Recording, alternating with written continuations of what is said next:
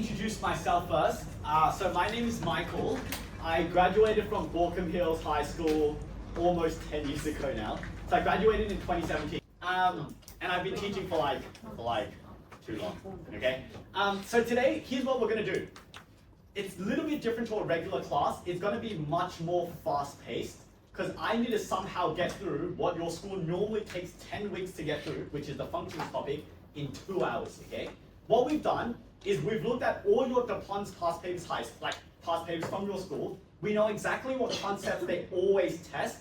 And then what we've done is we've built a booklet specifically to help you guys target those concepts. If you just do every question inside here properly, you're gonna do really well in your next exams, okay? So I'm gonna pass this out. Can you just take on Barbara? Yeah. Legend. And then we're gonna start going through it. It's 2 booklets, so there's the theory, which is the colored one, and then there is a black and white booklet inside. That's a question set that you take home. Today, we're only going to focus on this booklet, which is the colored A3 folded booklet, okay? Okay, so we're going to start off really easy, but things will ramp up fast, so make sure you're paying attention. So, let's begin. Example 1, we're going to start with simplifying algebraic fractions. That shouldn't be too difficult. So, part A, it says x squared plus 2x minus 3 over x squared minus 5x plus 4. Now, obviously, to simplify expressions like this, you want to factorize it, okay? Now, to factorize, listening carefully, we need to consider the following. Actually, you guys should know how to factorize this. What is the factorization of x squared plus 2x minus 3? Does anyone have an idea? What would that be? Plus 3 minus, plus 3 minus 1. Yep, so it'll be x plus 3, x minus 1. And then at the bottom, if we factorize it, we want numbers that multiply to give you 4, and together give you negative 5. So that'll be x minus 4, x minus 1. These two will cancel, so we end up just getting this fraction. Hopefully that's nice and simple, and you're all able to factorize monic quadratics. Okay? Now, part B. We have 3x squared minus 19x plus 14, all divided by 9x squared minus 4. Class, when we are looking at a non-monic, you want to do one consideration. So you want to take the number at the front, A, and multiply it by C. So what's 3 times 14? What's 3 times 14? 42, great. So we did 3A times 14, and we got 42. Now here's my question. What are the factors? So numbers that multiply to give you 42, but together give you a 19. So what numbers will multiply to give a 42, but together give us a 19? Yes?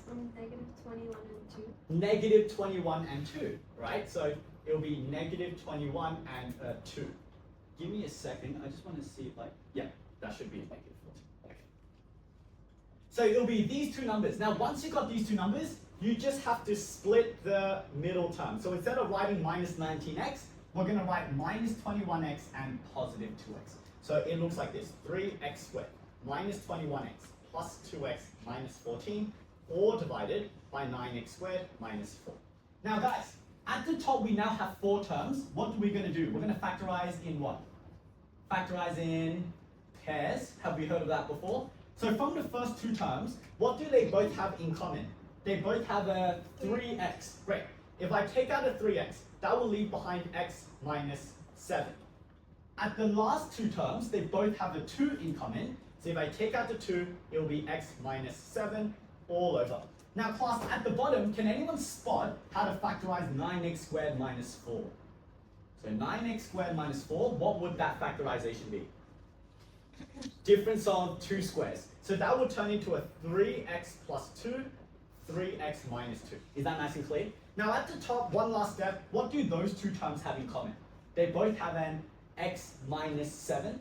So if I factorize out the x minus 7, that will leave behind 3x plus 2.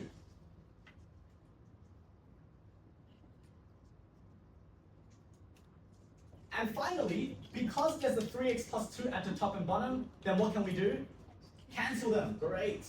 And so we're left with x minus 7 over 3x minus 2. Great. We're going to take a pause class. Whenever I go through a certain question that I have a little sensation will get something wrong, I want to clarify it. For a non-monic quadratic, okay, so something like this, what is the first step to factorizing for non-monics? Monics are easy, you guys got it. What's the first step for non-monics? Can anyone tell me? Remind me. You take the 3, and so that's for A. You take the C, which is minus 14, and you multiply them together. So step 1 is you want to be multiplying A by C. Does that make sense? Which gives us negative 42. Now, step 2 is think of the factors of negative 42, which will give us the middle term, negative 19. Turns out, we get negative 21 and 2. Once we found the two numbers, you want to rewrite the middle term using negative 21 and 2. So minus 19x can be written as negative 21x plus 2x. Then we factorize in pairs and we simplify from there. Is that nice and clear? Okay, great. Just want to make sure we never lose a mark for something simple like that in the school exam.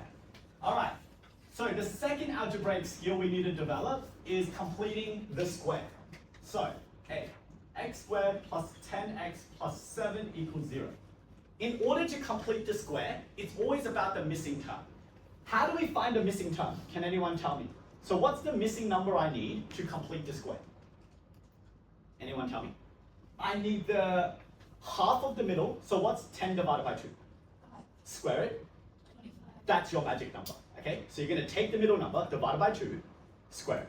And so b over 2 squared is what I call it. So we have x squared plus 10x plus 25 plus 7 equals. So we added a 25 in order to complete the square. But if I added 25 on the left, what do I also need to do at the same time? So you can either minus 25 on the same side, or you can add 25 on the other side. So I'm just adding 25 to both sides, okay? So this will give us a 25. This, what's that as a perfect square? X plus what squared? X plus 5, okay? It's not 10, it's half of that number. So it will be x plus 5 squared plus 7 equals 25.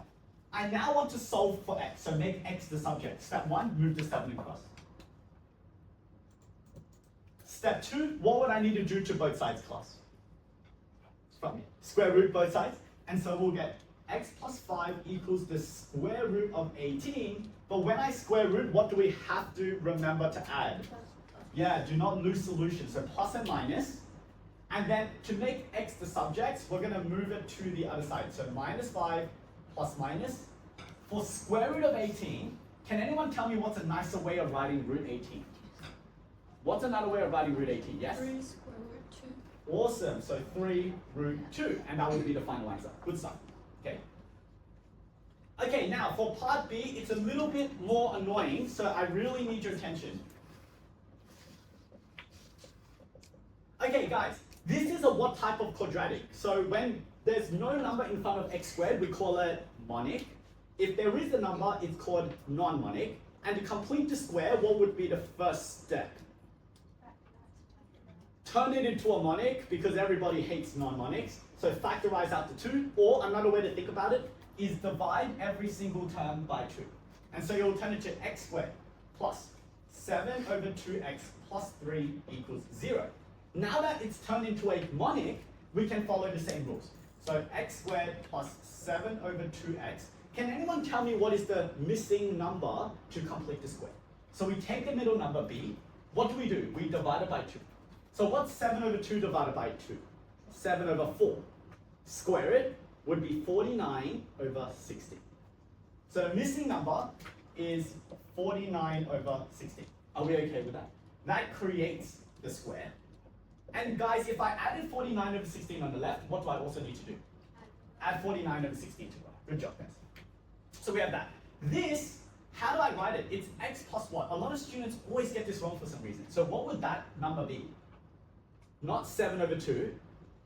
It's 7 over 4, because it's always half of that number. Do you notice when we had a 10, we put a 5, half.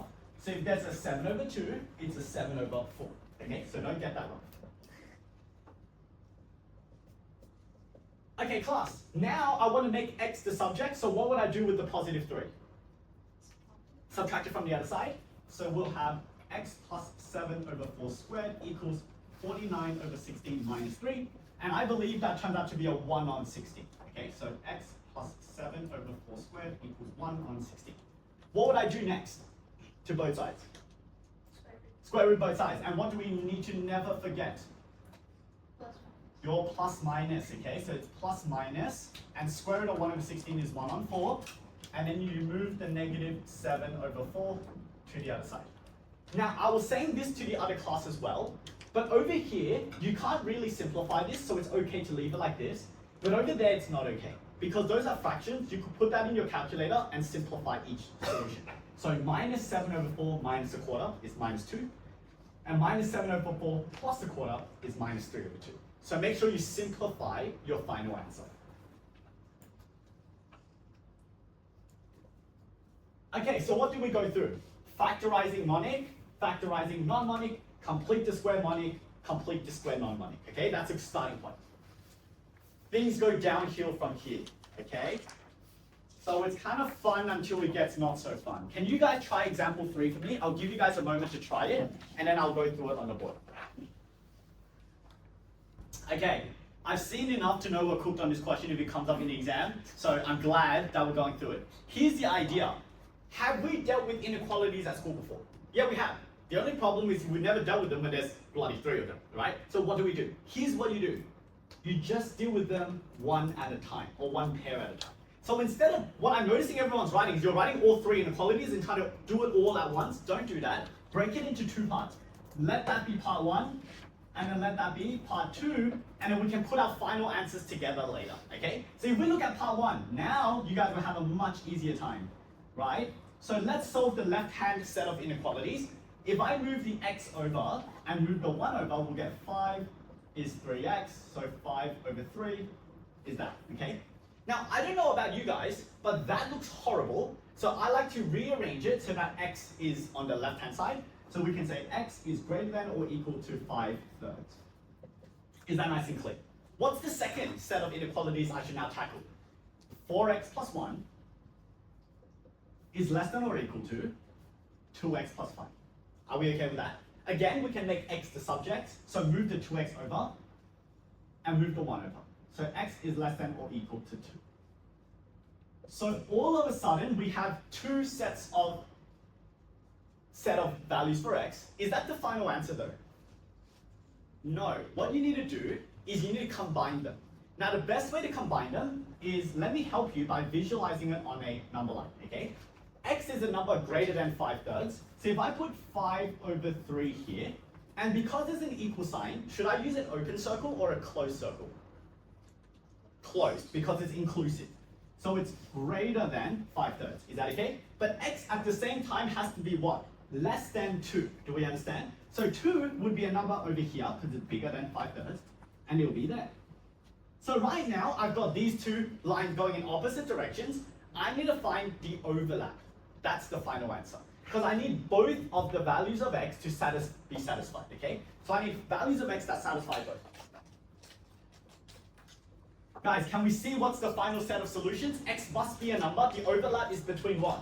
5/3 and where? 2. That is your answer. Do we understand? And so, x is an element of 5/3 to 2. And guys, what brackets am I going to use in this case if they are both closed circles? Square brackets, okay? And that would be our final answer. So if you ever see a triple inequality, what are we going to do from now on? Treat it like a double inequality. Deal with 2 of them at once, so 1 at a time, and then put your answers together on a number line to get the final set of values of x. Can we understand that? Very good. So now you want this to come in your exam because you'll be able to get it right. Question, example 4. Before I move on to example 4, can I just get everyone's attention up here for a second? Okay, so example 4. So don't do it yet. I just want to discuss it, okay? If I said y equals x plus 6, 2x squared plus 2y squared equals 85, can anyone tell me, when I say solve simultaneously, what's another interpretation of that? So if I say solve simultaneously, what does that really mean? Can anyone understand what does that actually mean? Have a think.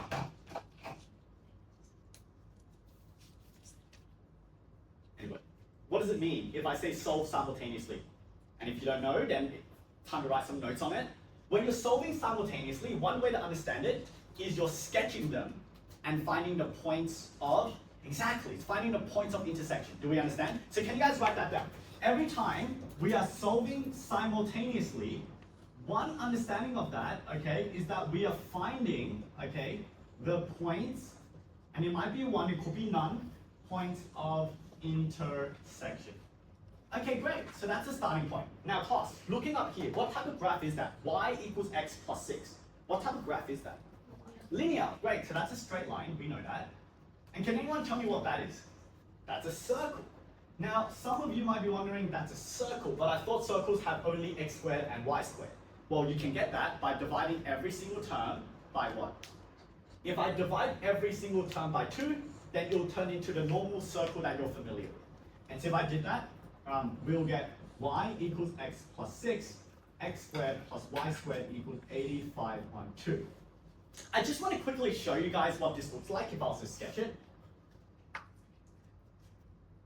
If I was to actually sketch this, it will look something like that, okay? It will look something like that. So how many intersection points do we expect to have? 2, right? And so therefore, when we're solving this, I expect 2 answers at the end of the day. One for the intersection point over here, and one for the intersection point over there. Can I get you guys to actually solve it? That was just understanding the question, but now I want you to do the heavy lifting of the algebra. So actually solve it for me. Okay, class, can I get everyone's attention up here? When we're solving equations simultaneously, we have either substitution or what's the other method? Elimination. Yeah, screw that one for today, okay? For this one, we're going to use substitution. What is y already equal to? X plus 6, is that okay? Which means I can replace the y over there with x plus 6. So it becomes 2x squared plus 2 lots of x plus 6 squared equals 85.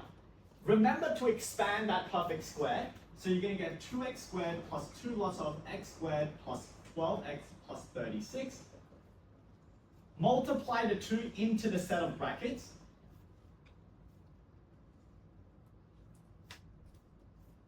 I'm going to move the 85 across, and we get this. Is that okay?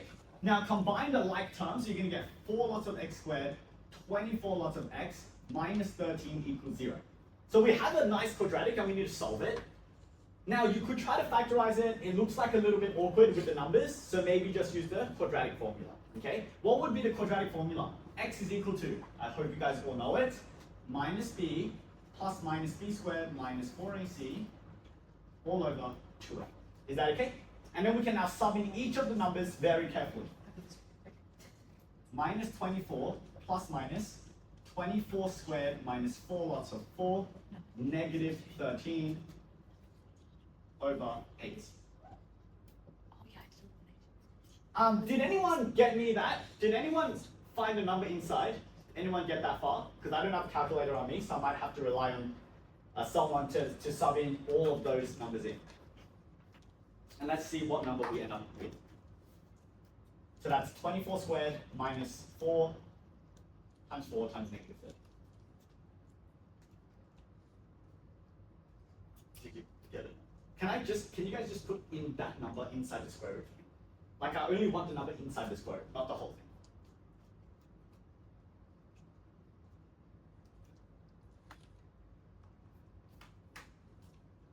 Did anyone get it? Per chance? 28? Oh, as in when you square root it, it just becomes 28? Yeah. Like that? No, like root. Oh, root 28, okay. Really? Oh, okay. What? No, it is. That can't be right. It's just 28. Yeah, it's just 28, yeah, because I'm like, that's a massive number inside already. Okay, so it's square root 28, that's nice, so then can we, simplify that to get our 2 values of x? What are the 2 values of x we end up with? Can you guys work it out?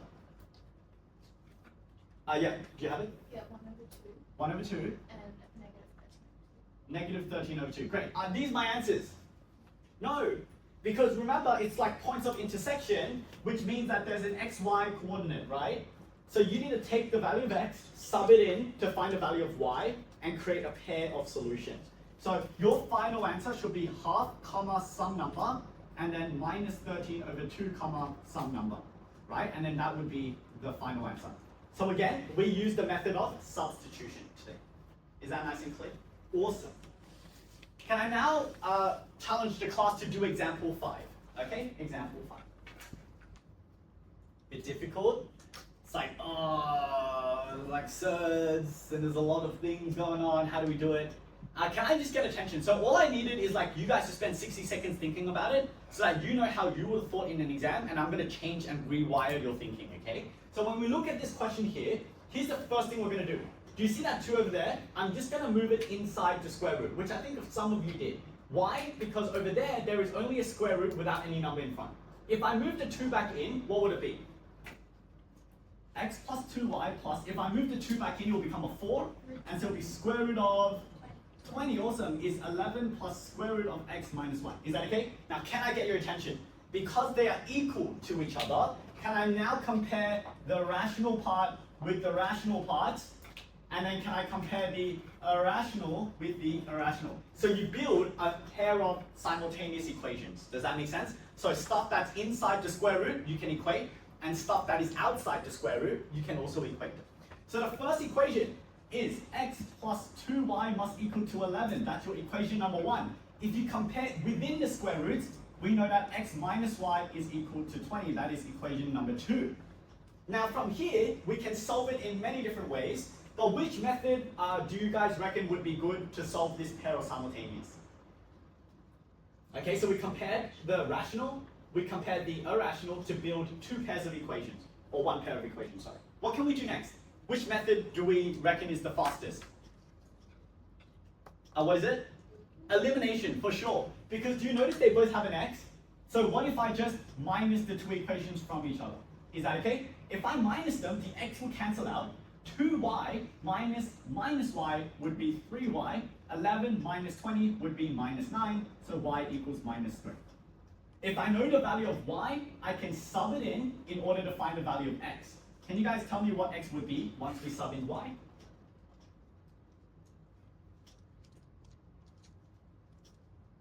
Have a look, have a think.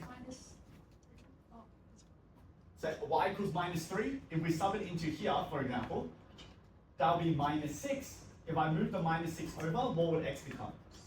17. Awesome. And there's a set of solutions, okay?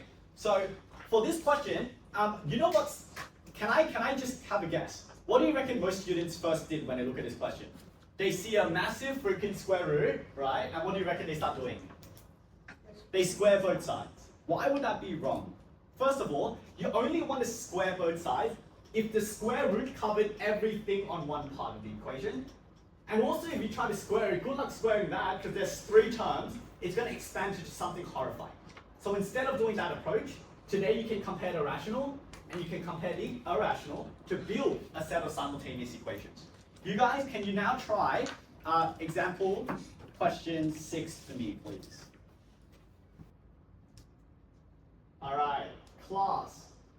Let's look at this equation. I'm going to show you how to think about it, okay? First of all, I really hate the times symbol because the times looks like an x, so I'm going to just get rid of it so our eyes have an easier time by just writing 5 lots of 2x plus 4 equals 0. Is that okay? Do you notice they both have a power of x, but the base is different. That's a base 2, and what is that? A base. So instead of writing 4 to the power of x, what can I write the 4 as? 2 squared, right? So watch this. That's 2 squared to the power of x. Okay, now, when we have something from a power to a power, what do those 2 numbers do? Do we add or do we times? We times. And do we agree if they're multiplying, then can I just swap their positions? Because 2 times x is the same as x times 2. So therefore, we can write it as 2x squared minus 5 lots of 2x plus 4 equals 0, and that is a quadratic equation. By letting u equals 2 to the power of x, it becomes u squared minus 5u plus 4 equals 0. So suddenly it turns into a quadratic which we all are capable of factorizing. Can anyone tell me how to factorize the left-hand side? So what would be the pairs of numbers I'm looking for? And I think you got it there. What is it? Negative 4, negative 1. Great job. So that'll be u minus 4, u minus 1 equals 0. And according to the null factor theorem, that means u equals what 2 numbers? Equals 4 or what, guys? 1. But again, u is not the question. That was a substitution. What did u stand for? Look here. What did I say u was really equal to, class? U is 2 to the power of x. So that means 2 to the power of x equals 4 or 2 to the power of x equals 1. From here, 2, oh wait, one sec. X is equal to, so 2 to the power of what gives you 4? Right? And then from here, 2 to the power of what gives you 1? 0, because anything to the power of 0 will give us a value of 1. And so those are our two values, therefore x equals 0 or 2. And that finishes that question, okay? So again, I want you guys to realize that that was just a quadratic equation, but you needed to manipulate it a little bit until it became clear. Now, because we have limited time, usually I want to have a bit of fun with something like example 7, but your past papers have nothing even close to that extreme, so let's just not worry today. Okay, you'll never see that crap. I looked at your past papers. So can we now go to example 8? This is about rationalizing, so this should be pretty fast. Let's start working on it. Example 8 class, let's go. I'm going to rub off the board. If you want a photo, feel free. Class, can I get a little bit of attention up here on the board? When we are doing rationalizing, I'm going to literally spit fire and show you guys all the different varieties you might ever get, okay? So before I even tackle the question, let me show you guys the different versions. If I said rationalize 1 over square root of a number, then all you have to do is times the top and bottom by the square root itself, okay? So it'll be 1 over root 2 times root 2 over root 2. If you have 1 over 5 root 2, what are we going to times the top and bottom by this time? Still root 2. Who cares about that number? So even if there was a number in front, you still times it by root 2 over root 2. If you have 1 over 1 plus root 2, okay, what are you going to times the top and bottom by this time? It's what we call the conjugate, which is you take the denominator, but you flip the sign. So what do you times the top and bottom by? 1 minus root 2, so it'll be 1 minus root 2 over 1 minus root 2. What if you have 1 over root 2 minus root 3, okay? So what if it was that? What would you times the top and bottom by this time? Same thing, conjugate, which is root 2 plus root 3, right? So it'll be root 2 plus root 3 over root 2 plus root 3. So these are the different ways that they might ask you to rationalize. Now, with this question over here, it's really not that deep. It's pretty much just scenario 3 over here. Can I give you one piece of advice? If you try to rationalize everything and try to do all your working out in one go, it can get really chaotic and silly mistakes can start to emerge. My advice is rationalize each of them one at a time and then piece it together. So part 1, okay? So part number 1, 1 over 9 minus 4 root 5. Guys, can you help me out? What would I need to multiply the top and bottom by? 9 plus 4 root 5. Awesome, guys. And then 9 plus 4 root 5, okay? Now at the top, because it's multiplied by 1, it'll still be 9 plus 4 root 5. And then at the bottom, it creates something. What is that called? Not perfect square, difference of 2 squares. Which means you're gonna take the first term and you're gonna square it. So what's 9 squared, guys? 81. It's a difference, so it's always a minus no matter what. And then that squared turns out to be 80. So you end up getting 9 plus 4 root 5 divided by 1, so we don't need to write it. That's the first part. Now, for the second part, okay, I'm going to rationalize this component. So 4 over 2 plus root 5. Can anyone tell me what I need to times by this time? 2 minus root 5. Yeah, so it'll be 2 minus the square root of 5 over 2 minus the square root of 5. Now at the top, that would be 8 minus 4 root 5. And at the bottom, it's a difference of 2 squared. What's 2 squared, guys? 4 minus square root of 5 squared is a 5. So it's 8 minus 4 root 5 over minus 1. Can we understand that? Once we've rationalized them one at a time, we can now put it back into the original question. So that would be 9 plus 4 root 5, that was the left-hand fraction, minus 8 minus 4 root 5 over minus 1. What do you guys notice the negative and negative 1 is going to do this time? It'll cancel out, so it becomes a plus.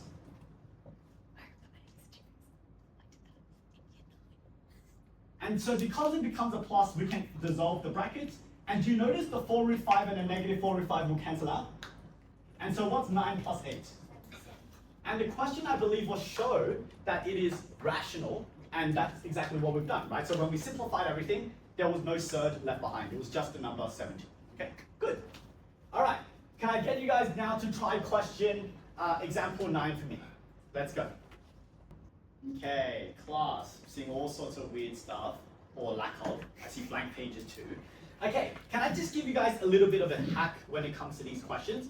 If I say write this in the form, do we agree that means this is the same as that? Because I'm just rewriting it, so you should equal them. Does that make sense? That should be the first step. You should equate them.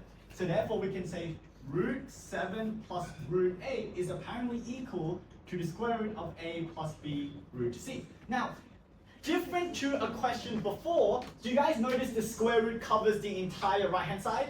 What should we do now?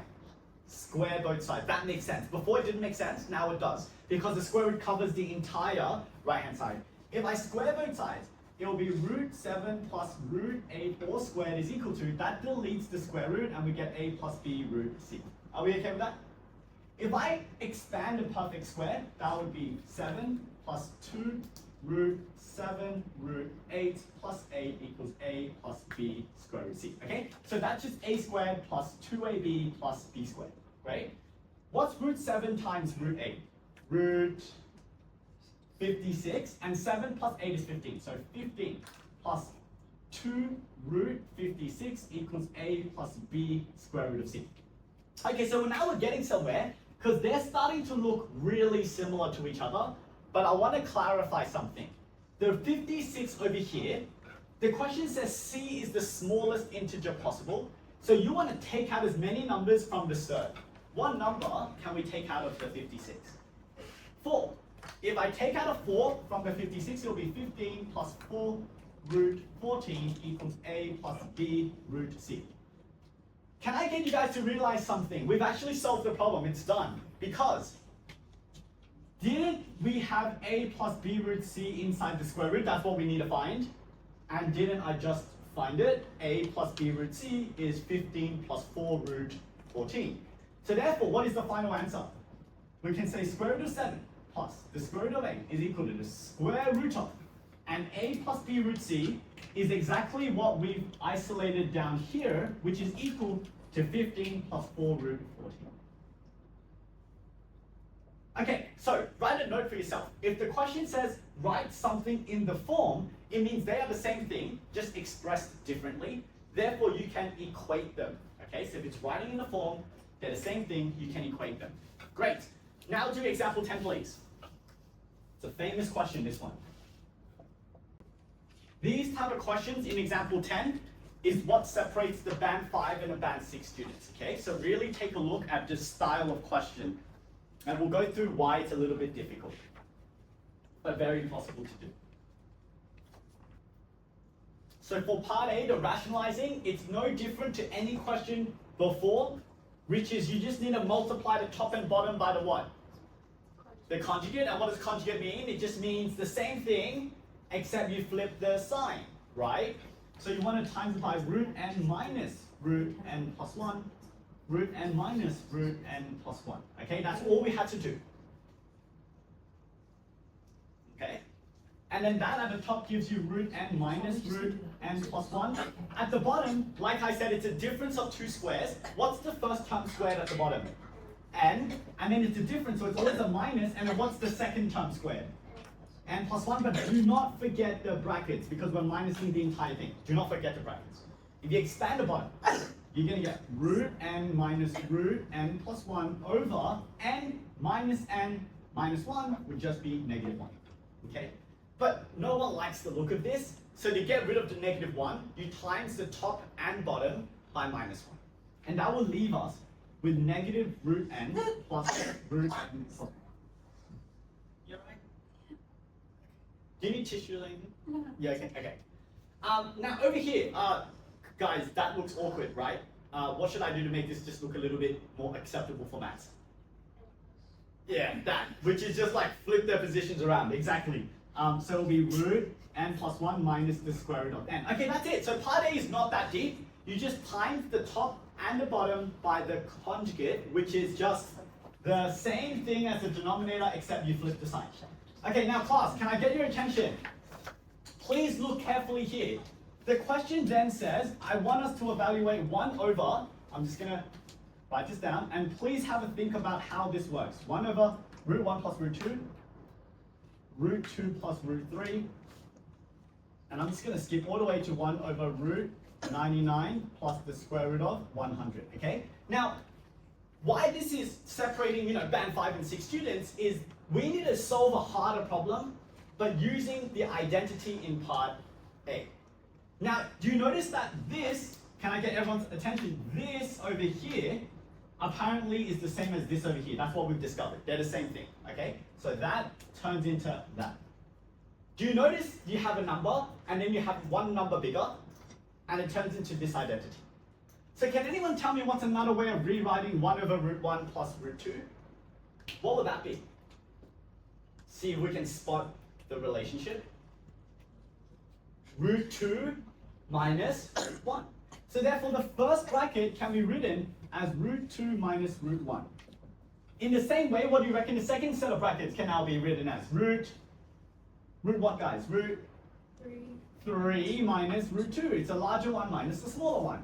And then if I keep going, it will be root 100 minus root 99. All right, great. So this is us using the identity from part A. But how do we simplify? Did anyone figure it out? How do we simplify this? Do you see the root 2? Do you see a minus root 2? What do? They cancel. If I kept going, there would have been a root 3, and then there would have been a root 3, and they would have cancelled. Write it out yourself, you'll realize everything cancels except minus root 1 and root 100.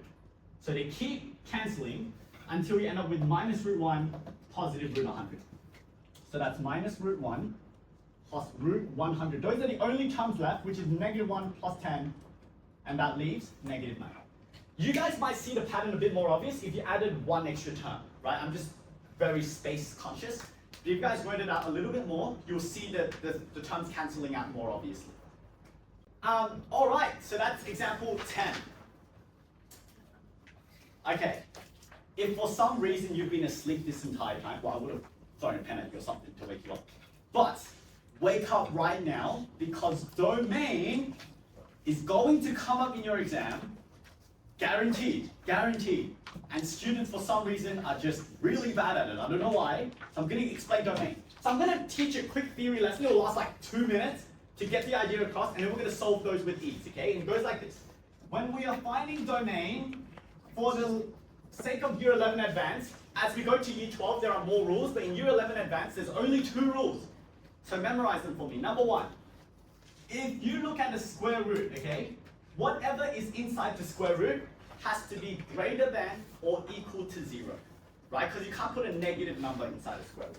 So the inside, not the square root itself, but the inside of a square root must be greater than or equal to 0. That's the first rule. The second rule is when you see a fraction, the denominator cannot be 0, right? You cannot divide by 0. That's the only rule, okay? So the denominator, all right, cannot equal to 0. That's it. There's only 2 rules. And now all we have to do is apply this again and again for different scenarios. I'm going to show it to you in action. The last question is very difficult, so see if we can approach it later, okay? But we'll build our competence up. Let's now all look at example 11, okay? Example 11. Okay, example 11, the first part, guys, and I want everyone to just follow along and look up here for a second, okay? Okay, 3x plus 2. Every time we do a domain question, I'm going to ask you, is this scenario 1 or is this scenario 2? So when it's a square root, obviously that's scenario 1, and we said the inside of a square root, which is 3x plus 2, has to be what, guys? Greater than or equal 0, and then we solve for x, okay? So that'll be 3x is greater than or equal minus 2, x greater than or equal minus 2 over 3. B, y equals 1 over 9 minus x squared. So in the last tutorial, no one got this right. We got close, but not quite. So look carefully. Is this a square root scenario, or is it a denominator scenario? I mean, tell me, is this scenario 1, is it about square roots, or is it about denominators? Scenario 2, it's about denominators. And what did we say the denominator is not allowed to equal to? 0. Okay, great. So we can say 9 minus x squared is not allowed to equal 0. If I move the x squared to the other side, x squared is not allowed to equal to 9. What can I do to both sides now? Square root it. And when we square root, what do we never want to forget? Plus minus. Okay? So x is not allowed to equal to plus minus 3. Can I get everyone to look right here? Because usually this is where the mistake occurs. To help you understand the actual answer, I want you to visualize it on a number line. If you look at a number line, I'm saying x can be any number except minus 3 and positive 3. If it cannot equal to that number, do I put a closed circle or an open circle? Open circle at these two numbers, is that okay? So therefore, how many regions can x be? There are 3 regions. Do we see that? Negative infinity to negative 3, negative 3 to positive 3, 3 to infinity. And if you do not include all 3 regions, you'll lose a mark. So it looks like this. Negative infinity to negative 3, negative 3 to 3, 3 to infinity. Does that make sense? And that's what we expect as the answer in interval notation. So the denominator is not allowed to equal 0, meaning x cannot be positive or negative 3. On a number line, I visualize that for you. So x can either be in region 1, or in region 2, or finally in region 3. Okay, so make sure we are taking note of that. So every question we've designed in this booklet is attacking a different style of domain, okay? So we've looked at square roots, we've looked at denominators. Which scenario does this fall under? 1 or 2? What do we think? So both, that is the right answer. Because don't we notice there's a square root, but at the same time there is a denominator? Does that make sense? So, if it falls under multiple scenarios, I don't want you to be a smartass about it. Do not try to do it in one go. Solve it one at a time. So look at this. This is how I recommend. Because if you don't take this advice, you'll screw up part D. I promise you, okay? So, part number 1. Let's just focus on the denominator. Is that okay? We said denominator cannot equal 0. The denominator cannot equal 0. Square both sides. Move the x across. So x cannot equal to 2. Okay, that's the first part. Then the second part is the square root. What did we say about a square root again, guys? Yeah, so the inside of a square root, 2 minus x is greater than or equal 0, which means 2 is greater than or equal to x. If I just rewrite this, x is less than or equal to 2. Now, I need to combine what these both say. This says x can be any number less than or equal to 2, but then what the heck does this guy say? It can't be 2. So what is the net result? X is less than 2, but it can't be equal to. Does that make sense? Because this says x is any number less than or equal to 2, but then the first statement says x is not allowed to be 2, so we need to rub out the equality sign. Are you okay with that? Yep. So therefore, we can say x is an element. If it's less than 2, then that means it's negative infinity to 2, making sure it's a round bracket, not a square bracket. Okay, this last question is a little bit challenging. Can I get you guys to try it first? Just to see where we're at with these questions. Because there's a lot of moving parts. Okay, 20 seconds, guys. Then I'm going to go through this. Right, so the whole point is just for you guys to have a sensation of what the question needs, and then I'm going to explain it. All right, class. Can I get your attention here? The first question I want to pitch to the class, can I get everyone's attention? How many scenarios do I need to do? So in the question before, in part C, we had to consider 2 scenarios. Do we agree? Scenario 1, scenario 2. How many scenarios do I need to consider this time? What do you guys think? How many scenarios do I need to consider? It is 3. And I'll tell you why it's 3. There's one square root there, so I need to deal with that square root. There's another square root, so I need to deal with that square root. And there's also a denominator, which I need to deal with. So there's 3 parts to the question, and I need to put it all together. Do we understand? So let's deal with it one part at a time. So the first part, perhaps what I'll do is look at the denominator. Is that okay? What did we say denominators cannot equal to? 0. 0. Great answer. So 2 minus the square root of x is not allowed to equal 0. I'm going to move the root x to the other side. And then what am I going to do to both sides? Square. So x is not allowed to equal to 4. Okay, great. So that's one part out of the 3. Let's look at the second part. Can we all look at that square root? What is inside the square root? X. I mean, that's not a trick question. It's literally just an x inside. And what did we say about the inside of a square root? It needs to be greater than or equal to 0. There's nothing we need to do. That is all we needed. X is already the subject. So far, so easy, right? Now, the last square root is what everyone gets wrong. That square root says 25 minus x squared. So 25 minus x squared is greater than or equal 0. Okay, I need you guys to lock in with me for a second. This, everyone does wrong. It's a weak foundation. I always notice it. This is called an inequality, but it's called a quadratic inequality. Okay? Now, when you want to solve this, here's what you do not do. So if you see a quadratic inequality, this is what you move the x to the other side and square root. Don't do that. That is wrong. Instead, you want to sketch it. Now, what type of graph is this, guys? That is a what? It's a parabola. Now, to sketch a parabola, what should you do? Starts with f. Factorize it. Now, how do we factorize 25 minus x squared? That would be 5 plus x, and then what? 5 minus x is the difference of two squares. If I was to factorize it, actually, can I get your attention? I'm going to explain this to you guys, right? So if I was to factorize that, that would be minus 5 and 5, that would be the roots.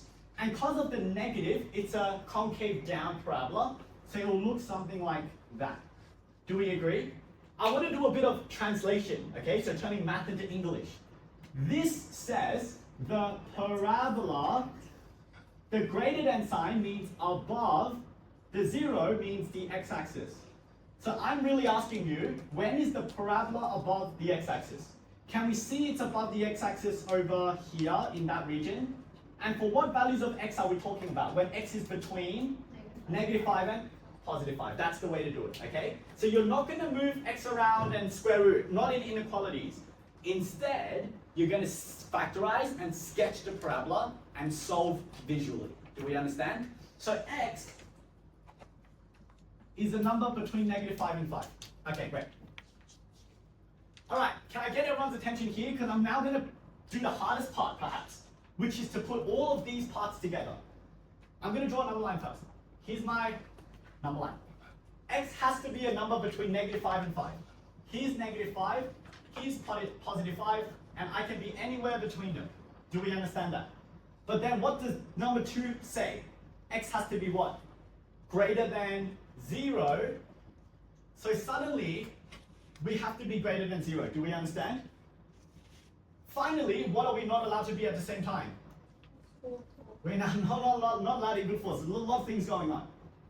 Between -5 and 5, but if I have to be greater than 0, then that is gone. Do you guys understand? And that is gone. So now I'm between 0 and 5, but what number am I not allowed to be? So therefore, I can go from 0 to 4, and then from 4 to 5. So x is a number from 0 to 4, and 4 to 5. That should have been a square bracket. And that is the final answer for the domain. Okay? So there were 3 parts to it. There was a denominator, there were 2 square roots. And then the last part was piecing that together. I'm going to just recreate this number line, just so you guys have a solid set of notes, okay? So those were the 3 set of conditions, and then combining all of them, it turns out that x has to be a number from 0 to 4, 4 to 5, but it can't include the 4. Can we understand that? Okay, good. I'm going to rub this out. Oh, actually, sorry. Can you guys do example 12? I'm going to rub out the board. If you need a photo, by all means, then I'm going to do question 12, or example 12. Okay? Okay, class, can I get everyone's attention here? So, there's a fast way and then there's a slow way to do both the domain and a range. I'm going to just do the slow way first, and I'm going to reveal something to you guys after, right? This is a square root, do we agree? What did we say about the square root? Its inside has to be greater than or equal to 0. So for the domain, we say 1 minus x squared is greater than or equal to 0. Wait, I talked about this and I emphasized this exact scenario. What do we not do? Yeah, do not move the x. Instead, you're going to sketch it by factorizing. Do we agree? If I was to factorize 1 minus x squared, what does it turn into? X plus. Or 1 plus x, and then 1 minus x. Great job. And so this will be a parabola. And where would the intercepts be? -1 and +1. Is that okay? Because it's a negative, that means it's concave what? Down. So it's going to be that. Is that okay? It's concave down. And because there's a greater than sign, that means above. When is my parabola above the x-axis? And it will be right there. Do we agree? Which means x is between what two values? Very good. It's between -1 and 1. So therefore, we can say x is some number from -1 to 1, and there is your domain. Is that okay? Do you guys know how many rules there are for range? So for domain, I introduced 2 rules. For range, how many rules are there? There's 1 rule. Sketch the damn thing. That's all you do. You have to sketch it, okay? Which means it's good and bad, right? 1 rule because it's easy. The bad thing is if you don't know how to sketch it, you're kind of cooked, okay? Now, so for range, it's 1 thing. What is the rule for range? I said it 3 seconds ago. So for domain, there are 2 rules. For range, there is only 1, which is what? To sketch it. How do I sketch that? Does anyone know how to sketch that? Can I get everyone's attention? Notes. You're all about to learn something and save some marks in the exam. If you have any function which is a square root and you have a number minus x squared, that is always a semicircle. Got it? And the radius, this is the radius squared. Can we understand that? So therefore, what is the radius of my semicircle? So what's the square root of 1? So it's a semicircle of radius 1. And because it's the positive square root, it will be the upper half. If I put a negative sign, that will be the lower half. So this is a semicircle. Do we notice the domain is between -1 and 1? And what's the range? Range is the y values, right? So what's the lowest y value in my circle? 0. And what's the highest y value? So that's the range. Does that make sense? So therefore, the range is when y is some number between 0 and 1. So there's 2 things we learned now. For range, there's only 1 rule. You've got to sketch it. But in terms of how to figure out how to sketch something like that, it is a semicircle. If you notice, it's a square root with a number minus x squared. Not x, not plus, a number minus x squared. Okay, great.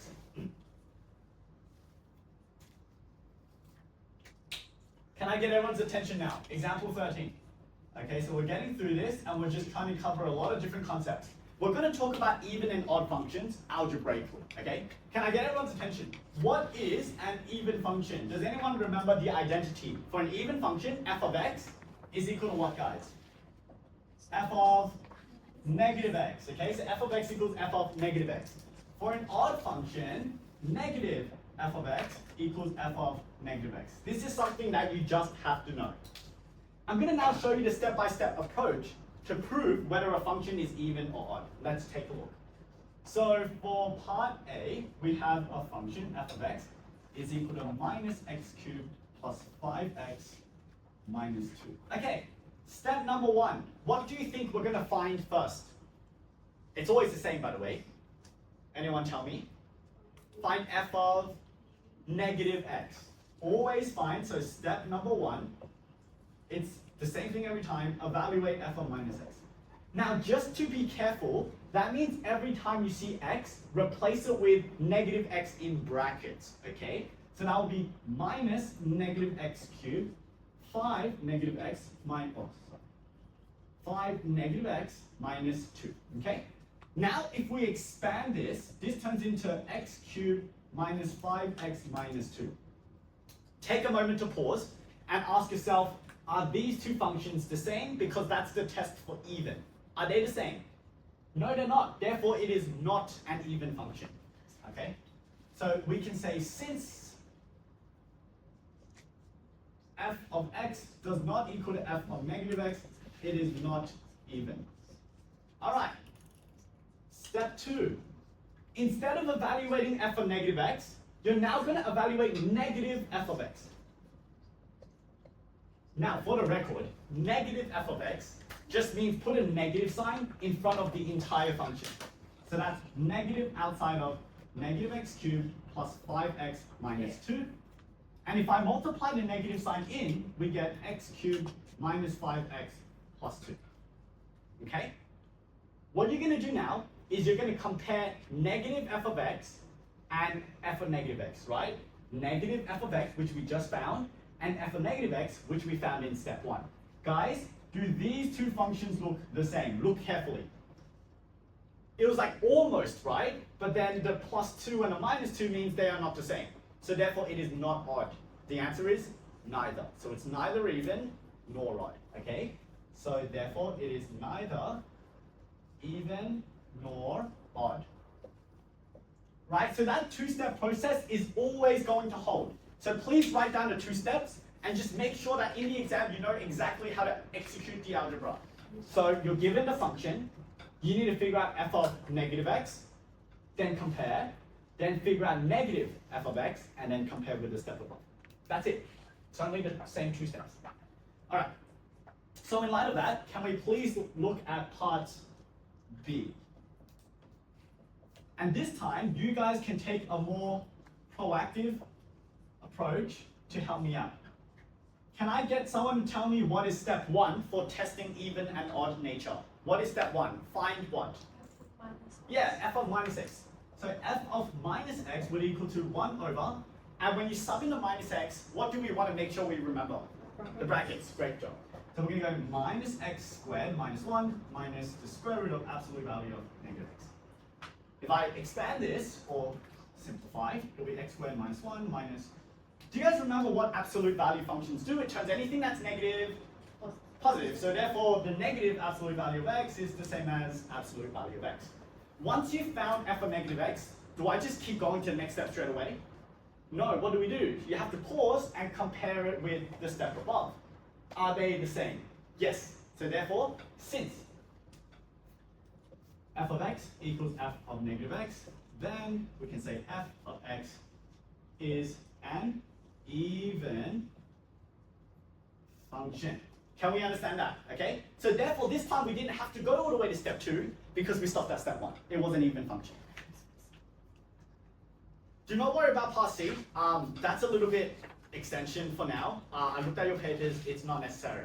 Okay, here's what we're going to do. Even 14 and 15 are a little bit overkill. I really have limited time and I want to focus on the high yield questions. Can we do example 16, which is on composite functions? So example 16 class, give it a go. Okay, class, we might as well just look at it to save us time and we can be very time efficient. First part, we need to find f of 3x plus 5. We all understand it means every time we see x in the original question, replace it with 3x plus 5, make sure you have brackets. So therefore, we can say f of 3x plus 5 is equal to, you're going to copy the function, but every time you see x, you're going to write 3x plus 5 plus 3. This, if we expand it, is going to be 6x plus 10 plus 3, which is 6x plus 13. Does that make sense? So that is what f of x, or f of 3x plus 5 is equal to.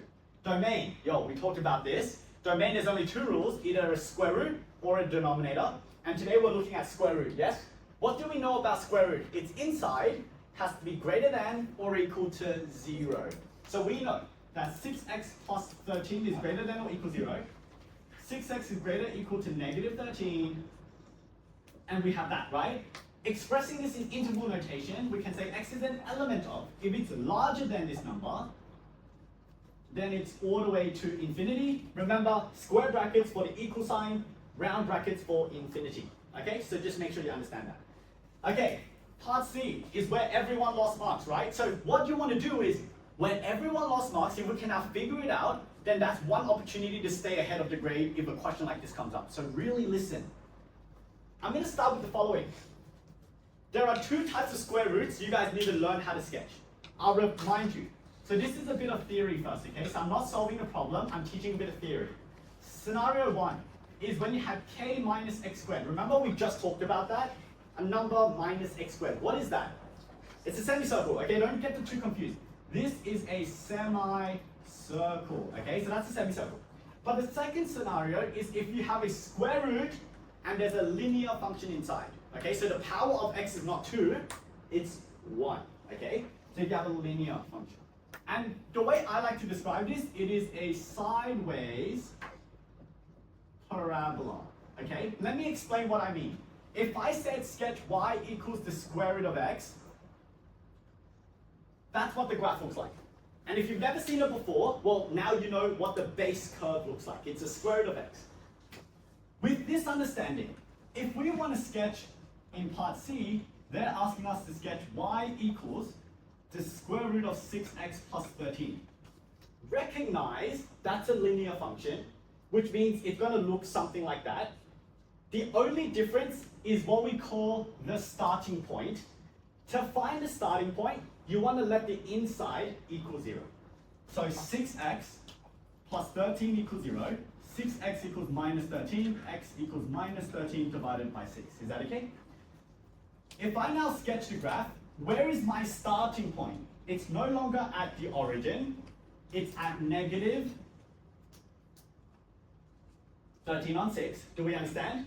And then it's going to look like that. And that's how you will sketch it. So there's two types of square root functions that you will need to be aware of. The semicircle version, and then the square root of a linear, which actually is a sideways parabola type of graph. The only difference is the starting point, and so you let the inside equal 0. Okay, so this is to find the starting point. Okay, are we all feeling comfortable with that? Okay, part D. It says hence solve. Hence solve f of 3x plus 5 is equal to x plus 1. Can I get everyone's attention here? I can almost guarantee the class that if I gave you this question, this last part, you would think you got it correct and you would have lost the mark. And let me explain why. What's f of 3x plus 5? Did we already find its equation? What was it? Root 6x plus 13. So watch this. Really watch this. Oh, there's a square root covering everything. We learned that every time we see that, we can do what to both sides. So 6x plus 13 equals x plus 1 squared. Is that okay? If I expand, you want to move everything to one side. So I'm going to move the 6x over, move the 13 over. 0 is x squared minus 4x minus 12. I don't like the look of that, so I'm going to rewrite it the other way.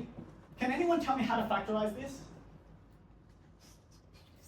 X minus 6, x plus 2 equals 0, so x equals 6 and minus 2. Did we all follow that? So I squared both sides, expanded, bring everything to one side, solve. And if you left it like that, you'll lose a mark. What's the other thing we should do? If the question is, actually, I mean, it just says solve, so that's x, and that's wrong. Yes. Can I just get everyone's attention here? Remember they said hence? Why do you think they use, what does hence mean, guys? Hence means use the previous part, and they made me sketch it. I wonder why. If you guys look carefully, when I say solve something equals something, I started the class with this. It's simultaneous, right? That means we're finding what? The point of intersection. Now watch this. X plus 1. What type of graph is x plus 1? It's a linear function. It looks something like 1 and negative 1 if I sketched it, and it will look something like that. Okay? How many points of intersection do we have? So why are we saying 2? See that? What is the correct value? The point of intersection here is a what type of value? Positive or negative? So the only acceptable answer is actually 6. And so you have to reject the negative solution. And the only way to have done that is to use the hence part, which says, hey, we made you sketch it. Hint, that's useful. And what's the other thing we learned today? When we are equating curves or simultaneous, we are actually finding points of intersection. And today there is only one. Does anyone know why a second solution got invented? Like why did it even invent a wrong solution? Do you guys know why? It's this step right here. When you square both sides, you've slightly changed the original question, and that often introduces brand new solutions which were not originally part of the original equation. So by squaring both sides, we needed to do that so we can solve the problem, but be careful because that often introduces a brand new solution we didn't want. And so that's why you have to understand the original question, the curves, and realize, hey, right here, there should only be one point of intersection when x is what type of number, guys? When x is a greater than 0 number or a positive. Do we understand? That's why we reject one of them. Great. Can I get everyone to do question 17, please? All right, class. So, over here, does anyone know what it's called when there's a function within another function? It starts with C. It's called a composite function. And to evaluate a composite function, you always go from the inside out. So you want to evaluate g of x first. Now, they already gave us what g of x is. So we can write it is f of, instead of writing g of x, what can we write instead? X squared minus 9. Does that make sense? Now, I need to sub in the x squared minus 9 into the f of x function. So therefore, we get 1 over the square root of x squared minus 9. Is that nice and clear? That's all we had to do. So for part B, it then says by sketching or otherwise find the domain. Okay, guys. When we're finding the domain of this function over here, I want you to ask yourself, how many rules do we need to check? Can anyone tell me? 2. There's a square root, there's a denominator. Let's do them one by one. So the first scenario is for the square root. Remember, the inside of a square root has to be greater than or equal to 0. X squared minus 9. Guys, what's the temptation when you see this? What's the temptation for a silly student to do? Put the 9 on the other side and don't do that. Instead, we've learned, what do we do instead? We sketch by doing what first? Factorize, if possible, right? So sometimes it's not. So we're going to go x plus 3, x minus 3 is greater than or equal 0. Now we know that this is a parabola. Minus 3 and 3 are the intercepts. And because it's positive x squared, it's concave up. Now you want to be really careful. The question says, when is the parabola greater than 0? Meaning above the x-axis, which is actually this portion over here and this portion over there. Do we understand? So what values of x does that translate to? When x is less than -3 or equal to, or when x is greater than 3, okay? So x less than equal minus 3, x greater than or equal to 3. Those are the two values. Can we all follow that? So do not solve the inequality by moving the 9 to the other side. Instead, you want to factorize, sketch, solve. Now, that's not the end of it, because can I just get your attention up here? We're going to start by following. Okay, I want to teach you guys the following skills. Before we sketch, skill number 1 is identify the type of curve. Can we understand that? So let's just do that first. What curve is that called? Hyperbola. Great, hyperbola. And the reason you want to be able to identify them is so you can know the different skills to apply. What type of curve is this? Anyone know? No one knows this. It's also a hyperbola. If you ever see linear divided by linear, it's actually a hyperbola that's hiding in front of your face. I'll explain why that's true later, but linear over linear is still a hyperbola, I promise you. Over here, this one's easy. What is this one? A circle, great job. Over here, what is this one? What is that? Starts with E. Exponential, good job. And then what is that one called? It's the easiest one. Parabola, because it's just an x squared, okay? So your first job is to be able to, as a student, recognize, hey, if I'm given a sketch, what is the classification? Is it a linear, hyperbola, parabola? So what is it, okay? Now, let's go through them one by one. For a hyperbola, the number 1 skill is finding the vertical asymptote, okay? Where is the vertical asymptote? All you have to do is let the denominator equal 0, right? So if the denominator was equal 0, what would the value of x be? So if x minus 3 equals 0, what would x equal to? 3. There's your vertical asymptote. Do we understand? Number 2, we want the horizontal asymptote. Can I get everyone's attention? Because we often get this wrong. You literally just look at the constant that's not part of the fraction. So ignore the fraction. What is the other number you see? 1. That is your horizontal asymptote, okay? So that will be y equals 1. Now, number 3, you want to think about which quadrants we lie in. Do you notice there's a negative in front of your fraction for the hyperbola? Normally, it will be quadrants 1 and 3, but now it's going to be quadrants 2 and 4. Can we understand? And then finally, we're going to sketch. Here's the step-by-step. You follow step 1. I'm going to put my vertical asymptote at 3. you're going to put your horizontal asymptote at 1. And then we're going to sketch the hyperbola shape in quadrants 2 and 4, which means it's going to look something like this and like that. So do you see how I use the asymptotes as my axes, and then I'm sketching the shape? And then what would be the last thing I need to get full marks on this graph? Your intercepts, yeah? And now I think you guys are good enough for that. So just find the x and y intercepts using algebra. Got it? So let's recap. What's step 1 of a hyperbola sketch? Vertical asymptote, that's to do with the denominator. What is step 2? And how do you find that? Yeah, just any number that's not part of your fraction is your horizontal asymptote. And then what's step 3? Can anyone tell me? What's step 3? We want to decide on the quadrants. That's if it's a positive hyperbola, it's 1 and 3. And if it's a negative, it's 2 and 4. Find your x and y intercepts, piece it all together. Does that make sense? I'm going to reveal why this is a hyperbola toward the end, so I'll save that for a second. Circle. When it's a circle, 3 words. Complete what? 3 words. Complete the square. To complete the square, step 1, group your x and y's together and move everything else away.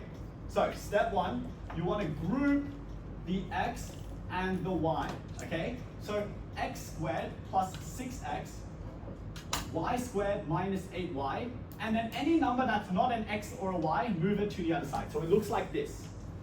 Complete the square is step 2.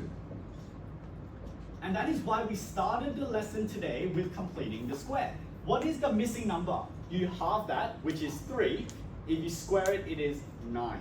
So that is the missing number, x squared plus 6x plus, you want to add a 9. Do we understand?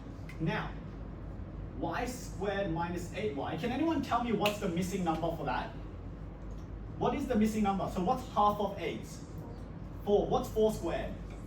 That's the missing number to complete the square. And if you added 9 and 16 on the left, it is only fair for you to add 9 and 16 on the right, okay? So that'll be 11 plus 9 plus 16. Guys, that's a perfect square, that's a perfect square. Can anyone tell me what that would become? X plus 3, not 6, it's half of. So it's x plus 3 squared. Y, what's the half of the middle number? Can anyone tell me what's half of the middle number? Negative 4. And that becomes 36 on the right-hand side. So where's the center? What's the center of my circle? Can anyone tell me? The center would be at minus 3 and positive 4. And the radius would be the, not 36, okay? It's the square root of 36, which is a value of 6. Can I get everyone's attention? To sketch a circle, the best thing to do is put the center first. Minus 3, 4, there is your center. Is that okay? Minus 3 and 4. What would we do next? We need to add 6 above and below, 6 to the left and to the right. Guys, if I'm at minus 3, guys, what would be 6 units to the left? Can anyone tell me what that value would be? Negative 9, awesome job. If I go 6 units to the right, what number would we land at? 3. There's your other point, okay? That forms your diameter. From the center, if we go up by 6, what number would we land at? 10. So there's your dot, okay, up by 6. Well, I'm just trying to create a cross. And if I go down by 6, what number would I land at? Negative 2. And now you've got your 4 key points that you can draw your circle with. Okay? So all you have to do is find the center, go 6 units left and right, 6 units up and down. That creates your endpoints, and then you can draw your circle. Okay, for exponentials, you guys need to know what the base graph looks like, which is y equals 3 to the power of x. Who knows how to sketch 3 to the power of x? Anybody? Did you guys cover exponentials at school? No? No? Nothing? Okay, should I skip it? It's not in the test? Oh, great. We're done. Okay, for a parabola, what is the form of this parabola? This is called what form? Vertex form. So there's 3 forms. There's general form, factorized form, vertex form. That's vertex form, okay? So this is the vertex form of the parabola. And does anyone know what is the vertex of the parabola just by reading the question? It would be what? 2 So it's opposite number and then comma. Oh, sorry, why did I write that? 2 comma what, guys? 2 comma 5, great. So 2 comma 5 is 2, 5. There is your vertex. Now we need to identify if it's concave up or down. Is this concave up or down, and how do we know? Up, because the x is positive. So therefore it's a concave up parabola, so it looks something like this. And then of course your y-intercept is when you let x equal 0, which turns out to be 70. Cool? Does that make sense? Great. Let's look back at B, because that's awkward. How does that have anything to do with a hyperbola? Can I get your attention, please? Looking here. I'm going to teach you guys this technique. When you guys are in year 12 and you're doing something known as integration, this will save your life, this skill that I'm about to teach you. And it goes like this. Step 1. By the way, if you ever see linear divided by linear, what you now always can know, it's a what type of graph? It's a hyperbola. Great, but why does that look so different? Let me show you how to make it look the same. Step number 1, you want to actually copy the denominator to the top. Do you guys understand that? Just copy and paste it to the top. Now, remember at the top it used to say x minus 2, but what does it now say? X minus 3. Wait, I've changed the question. That's not allowed. So what number do I need to add over here to make it the same denominator? Oh, sorry, same numerator. Plus what? Plus 1. Do we agree x minus 3 plus 1 is x minus 2? Once you've done that, you do something called splitting the fraction. X minus 3 over x minus 3, 1 over x minus 3. Yes? What's x minus 3 divided by x minus 3? It's 1. Doesn't this look a whole lot more like a hyperbola now? So we've transitioned it back into a normal hyperbola form. Let's revise. What is the first thing we need for a hyperbola? What asymptote? Vertical, good job. For the vertical asymptote, it's about the denominator. So what value of x are we looking for? X equals 3, good. Step 2. Guys, for the horizontal asymptote, you put your palm over the fraction and look at any other number that exists, which is what number? 1. And so you've got y equals 1. And number 3, we need to select the quadrants. Do we agree this time it's a positive fraction? Therefore, we are in quadrant 1 and in quadrant 3. Yes? Put it all together.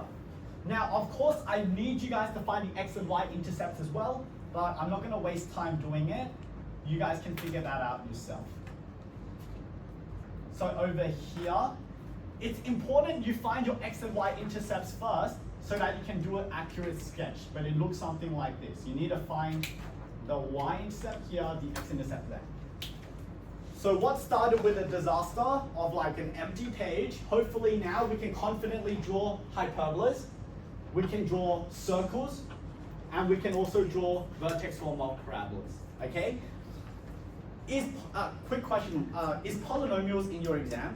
No? Okay, we're gonna not worry about after then, okay? All right, can anyone do question? Okay, last question, can we do example 19? This will be the last one for today. Example 19.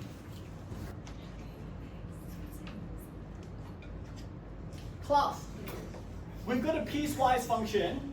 What a piecewise function means, basically f of x is a different formula depending on the domain with which we are talking about. So the value of x that we sub in, okay?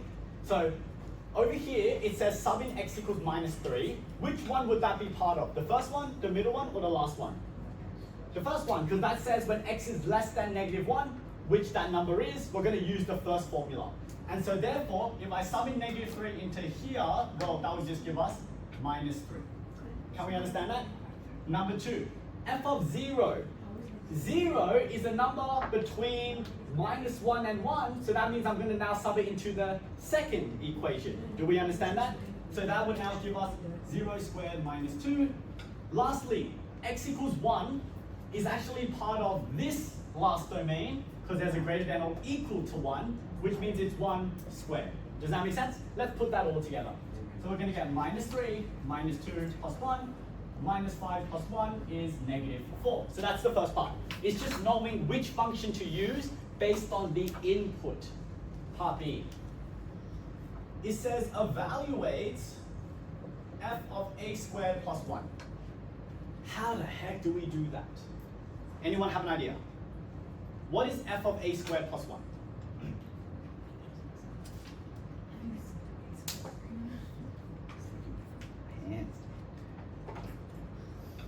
Anyone tell me how to evaluate f of a squared plus 1? Do we have an idea?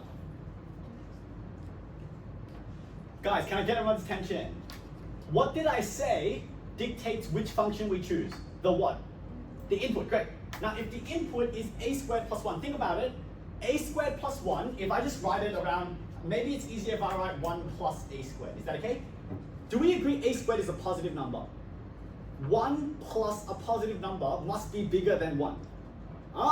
That means it has to fall inside here. Do we agree? Therefore, we are putting it into x squared, the last one. The input dictates which function we take. If it's 1 plus a squared, and a squared is a positive number, we have to be larger than 1. So therefore, I should be subbing it into the last equation. So f of a squared plus 1 equals a squared plus 1 squared, which is a4 plus 2a squared plus 1. That's about as much, okay, straight on the dot at 8, that's about as much time as we've got for today. We got through most of it, a little bit towards the end, that's okay. Just to clarify, that was just the example question that we do in class. You've also got the question set, which is for you to basically learn from the theory and grind more questions at home. Does that make sense? Okay, that's great. Now, lastly, I just want to quickly let you guys know about like this place. It'll take a minute. There are 2 rooms, as you guys can tell. We are called the Mathologists. We specialize in math and math alone for years 10 to 12, eventually year 9 as well, okay? Myself and the team, so I got ATAR 99.7, bunch of other people in our team are similar caliber. A1, they specialize in economics, and they are literally just next door. So you think of someone who does only math, now you think of someone who does only economics, and you copy and paste it across. That's who they are. The guy's name who owns the center is Karen. My name is Michael, okay? Next term, for ourselves specifically, we are only offering 24 spots for advanced, because that's all we have capacity to take, and 12 spots for extension. Okay, that's all we're taking, and it's going to be first come, first serve on that. Does that make sense? Otherwise, we'll give you guys a pretty ruler each, and good luck for your exams.